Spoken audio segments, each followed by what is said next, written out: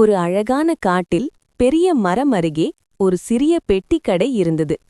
அந்த கடை அருகில்தான் 2 பச்சைக் கிளிகள் தினமும் சந்திப்பார்கள்.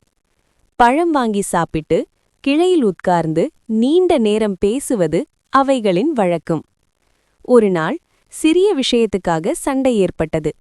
அதில் ஒரு கிளி மனதில் நினைத்தது, நான் பேசாமல் இருந்தால்தான் என் அன்பு புரியும். அடுத்த நாள் அது பெட்டிக்கடைக்கு போகவில்லை. அவள் என்னை தேடி வருவாளா என்று காத்திருந்தது. ஆனால் முழு நாள் கடந்தும் யாரும் வரவில்லை. அடுத்த நாள் அது தோழியின் வீட்டுக்கு சென்றது. அங்கே பார்த்தபோது அவள் வேறு கிளிகளுடன் சந்தோஷமாக விளையாடிக் கொண்டிருந்தாள். பெட்டிக்கடைக்கும் வழக்கம் போல் சென்று வந்திருந்தாள்.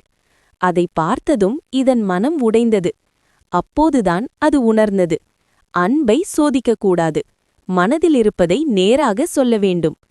அந்த மாலை அது பெட்டிக்கடையில் தோழியிடம் பேசி சமரசம் செய்தது. மீண்டும் அவர்கள் பழையபடி இணைந்தனர். நெறி: அன்பை சோதிக்காமல் உரையாடலால் நட்பை காப்பாற்ற வேண்டும். Like and subscribe our videos.